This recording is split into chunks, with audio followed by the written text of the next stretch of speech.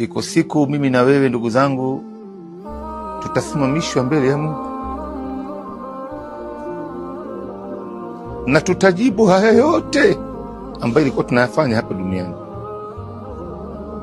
Mwenyezi Mungu anakula kiapo ndani ya Qur'ani, anasema wallahi, Mwenyezi Mungu anakula kiapo na Mola wa Muhammad, wallahi nitakwenda kuwauliza wote hawa kwa yale yote ambayo waliyafanya hapa duniani.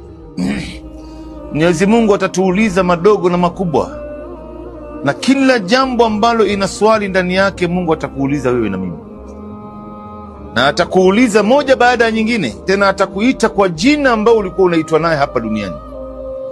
Ndio Mtume sallallahu alaihi wasallam akasema, wapeni watoto wenu majina mazuri, kwani haya ndio majina ambao watakwenda kuitwa naye mbele ya Mungu siku ya Kiyama. Mwenyezi Mungu atakuita, atakusimamisha, atakuuliza, ya fulan bin fulan, atadhkuru dhamba kadha wa kadha, atadhkuru yauma kadha wa kadha. Ewe fulani bin fulani, wewe unakumbuka madhambi kadha na kadha na kadha uliwahi kuyafanya? Unakumbuka siku fulani na fulani mahali fulani? Na Mungu ataendelea kukuuliza tu, ataendelea kukuuliza tu.